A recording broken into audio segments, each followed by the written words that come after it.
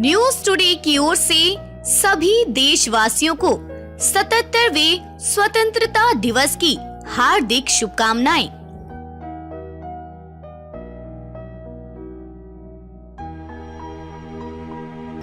फरीदाबाद आम आदमी पार्टी के नगर निगम चुनाव के कैंपेन कमेटी के चेयरमैन डॉक्टर अशोक तंवर का फरीदाबाद पहुंचने पर कार्यकर्ताओं ने जोरदार स्वागत किया।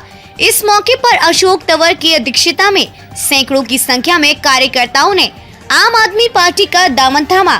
इस मौके पर मीडिया से बातचीत करते हुए डॉक्टर अशोक तंवर ने कहा कि लगातार आम आदमी पार्टी का कद बढ़ता जा रहा है और यह वह सेना है जो आने वाले समय में बीजेपी के पन्ना प्रमुखों के पन्ने फाड़ने का काम करेंगे। इस मौके पर तंवर ने बीजेपी को गिरते हुए कहा कि पिछले 40 दिनों से क्लर्क 35,400 की मांग को लेकर धरने पर बैठे हैं और यह सरकार है कि उनकी मांगे मानने की वजह उन्हें डराने धमकाने का काम कर रही है।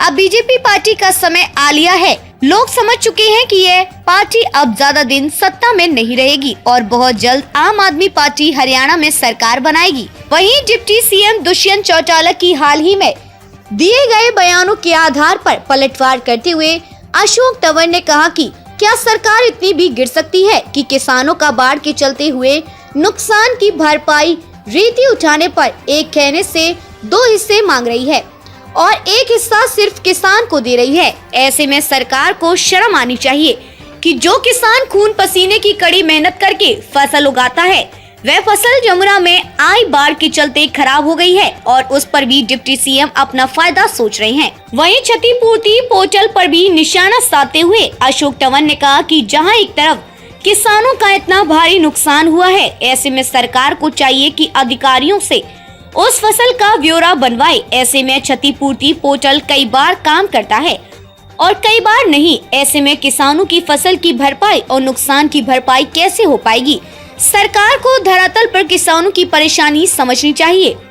3 दिन पहले भी फतेहाबाद में था, सिरसा में हम गए। अभी भी बहुत से इलाके हरियाणा के अंदर ऐसे हैं, चाहे वो रोहतक से जब आप गोहाना जाते हो वो है, पंचकुला का इलाका है, करनाल में कई इलाके, फतेहाबाद तो बहुत बुरी तरीके से सबसे ज़्यादा अगर प्रभावित जिला है तो वो फतेहाबाद है।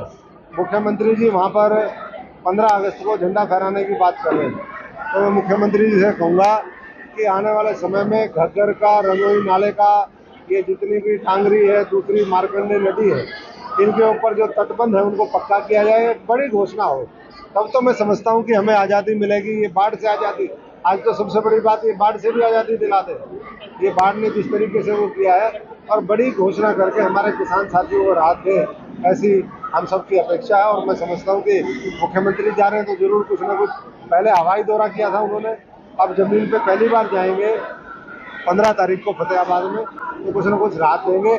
ऐसे ही नारायण खेड़ा हमारा गांव है, वहाँ के किसान भी टंकी पे बैठे हैं, 750 करोड़ रुपए का मुआवजा उनको भी देना है। तो आप ये कह रहे हैं, आज कृषि मंत्री का बयान आया कि टेक्निकल कमेटी में, अरे भाई टेक्निकल कमेटी 2 साल से टेक्निकल कमेटी में ही मामला चल रहा है, इनको भी राहत देने का काम करें। और आज प्रदेश, क्योंकि अब ज़्यादा समय नहीं बचा है। लोगों ने आप पार्टी ज्वाइन किया है, क्या कहना चाहेंगे? आज फरीदाबाद के अंदर हमारे बहुत से साथी दूसरी पार्टियां छोड़ करके आम आदमी पार्टी में शामिल हुए हैं। मैं सभी साथियों का बहुत बहुत आम आदमी पार्टी में स्वागत करता हूं और उम्मीद करता हूं कि जिस अपेक्षा के साथ वो आम आदमी पार्टी में आए हैं, इस देश को बदलने की, व्यवस्था को बदलने की, बेरोजगारी, भ्रष्टाचार, जातिवादी सांप्रदायिक ताकतें जिस तरीके से इस देश में हावी हो रही है, उन सबके खिलाफ एक मजबूत आवाज़ अरविंद केजरीवाल जी के नेतृत्व में जो देश में बन करके मदद बढ़ रही है, उसको और ज़्यादा ये सब साथी ताकत देंगे। और इन साथियों का आने वाले समय में इस पार्टी में उज्जवल भविष्य हो, ये नया नेतृत्व बन के इस प्रदेश का नेतृत्व। पिछले 39 दिनों से कलरों की जो हमारे साथी, हमारी बहनें बैठी है, उनकी हड़ताल का आज 39 दिन पूरे हो गए, 40वां दिन है। और हम सब जानते हैं कि आज हरियाणा के अंदर वैसे तो ये सरकार कहती है कि हम सबसे आगे हैं, लेकिन जो पंजाब है, दिल्ली है और जो विभिन्न प्रदेश है, आज भी जो हमारे कलर साथी हैं उनको हरियाणा के अंदर उन प्रदेशों से कम जो सैलरी है वो दे रहे हैं और इसी बात को लेकर के, मांग को लेकर के वो लंबे समय से बैठे हैं कि 35,400 वो पे ग्रेड उनको दिया जाए ताकि वो भी दूसरे कर्मचारियों की तरह इस महंगाई की मार को झेल सकें, उसको परास्त कर सकें, अपने परिवार का जीवन यापन बेहतर तरीके से सुनिश्चित कर सकें। और फरीदाबाद से शिवम शर्मा की रिपोर्ट।